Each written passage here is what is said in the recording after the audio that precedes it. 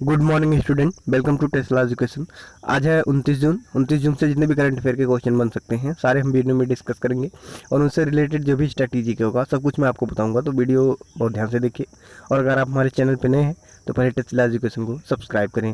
चलिए पहले क्वेश्चन के साथ सेशन स्टार्ट करते हैं। क्वेश्चन नंबर 1, हाल ही में किसे रक्षा कॉन्क्लेव 2020 गुजरात का उद्घाटन किया? तो ठीक है, किसने किया है? ये श्रीपद नाइक ने किया है। जानते हैं इनके बारे में।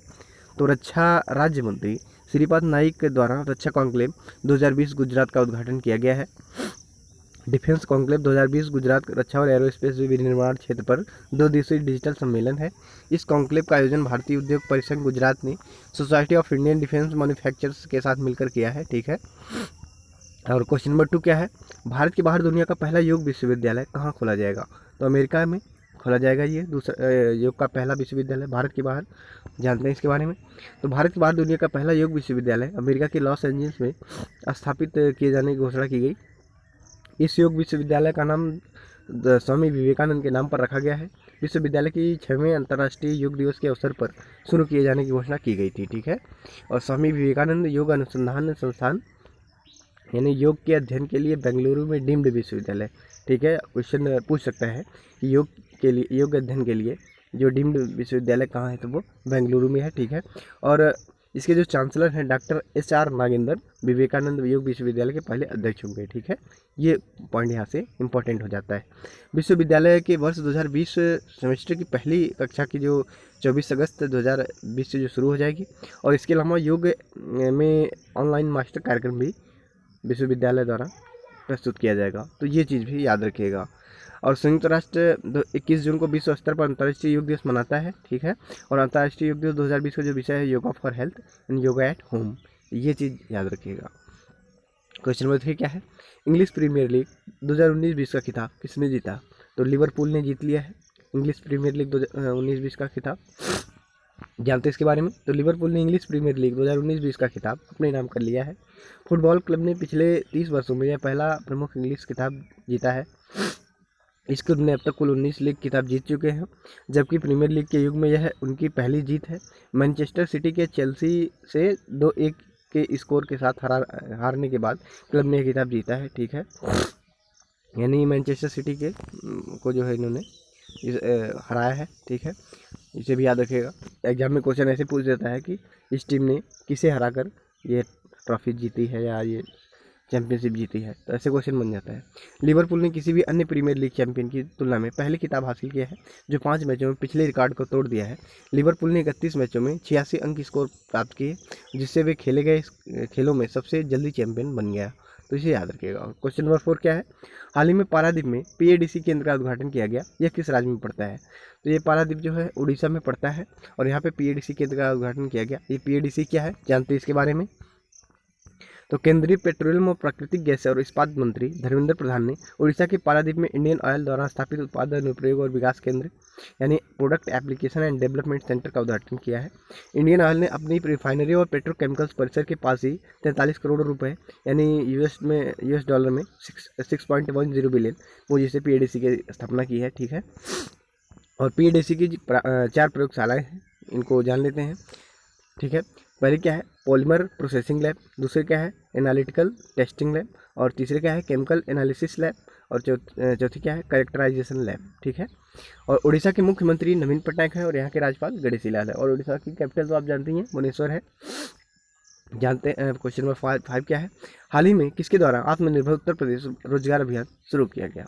तो अभी ये नरेंद्र मोदी हमारे जो प्रधानमंत्री हैं, इन्होंने ही आत्मनिर्भर उत्तर प्रदेश रोजगार अभियान का जो उद्घाटन किया है। क्या है ये, इसके बारे में जानते हैं।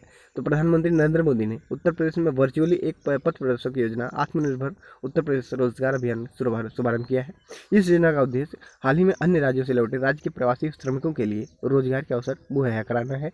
यह रोजगार जो ये योजना जो है वो उत्तर प्रदेश के 31 जिलों में शुरू की गई है और जिसमें लगभग 25,000 से अधिक प्रवासी कामगार हैं। ठीक है, तो इसे याद रखिएगा। बढ़ते हैं आगे। क्वेश्चन नंबर 6 क्या है? किस राज्य में मुख्यमंत्री मातृ पुष्टि उपहार योजना शुरू की गई है? तो अभी त्रिपुरा में मुख्यमंत्री मातृ पुष्टि उपहार योजना शुरू की गई है। जानते हैं इसके बारे में। त्रिपुरा सरकार ने एक महत्वाकांक्षी योजना मुख्यमंत्री मातृ पुष्टि उपहार योजना शुरू की है।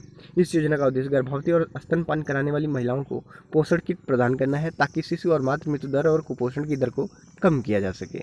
इस योजना में राज्य की 40,000 महिलाओं को लाभ मिलने की संभावना है, ठीक है। और त्रिपुरा के मुख्यमंत्री बिप्लब कुमार देब और राज्यपाल रमेश बैस है, ये याद रखिएगा, ठीक है। बढ़ते हैं क्वेश्चन नंबर 7 की तरफ। FATF ने किस देश को ग्रे सूची में बनाए रखने का फैसला किया? तो अभी FATF ने पाकिस्तान को ग्रे सूची में बनाए रखने का फैसला किया है। FATF का फुल फॉर्म क्या होता है? फाइनेंशियल एक्शन टास्क फोर्स, ठीक है। और ये जानते हैं इसके बारे में। पाकिस्तान को देश में आतंकवादी वित्त पोषण के लिए मुकदमा चलाने और दंडित करने में विफल होने के लिए दुनिया भर में आतंकवादी वित्त पोषण पर निगरानी रखने के लिए वित्तीय कार्रवाई कार्यबल यानी financial action task force grey सूची में रखने की घोषणा की है पाकिस्तान को। यह निर्णय कोविड-19 महामारी के कारण वर्चुअली आयोजित वित्तीय कार्रवाई कार्यबल की तीसरी और अंतिम बैठक में लिया गया। यह बैठक चीन के जियांग लियू की अध्यक्षता में आयोजित की गई थी, ठीक है। और FATF का मुख्यालय जो है पेरिस, फ्रांस में है। और FATF की जो स्थापना हुई थी वो 1989 में हुई थी। ये चीज़ इंपॉर्टेंट है, याद रखिएगा, 1989 में इसकी स्थापना हुई थी। क्वेश्चन नंबर 8 क्या है? MCC के 233 सालों के इतिहास में अध्यक्ष बनने वाली पहली महिला होंगी तो क्लेयर कोनोर होंगी, ठीक है, जो न्यूजीलैंड की हैं। ये पहली महिला बनी है इसकी जो अध्यक्ष। जानते हैं ये क्या है? तो इंग्लैंड की पूर्व महिला कप्तान क्लेयर कोनोर मैरीलेबोन क्रिकेट क्लब यानी MCC का जो फुल फॉर्म होगा मैरीलेबोन क्रिकेट क्लब के 233 सालों के इतिहास में अध्यक्ष बनने वाली पहली महिला बन गई हैं। पहले गैर ब्रिटिश MCC अध्यक्ष कुमार संकारा ने कॉर्नर को इस पद के लिए नॉमिनेट किया है, ठीक है।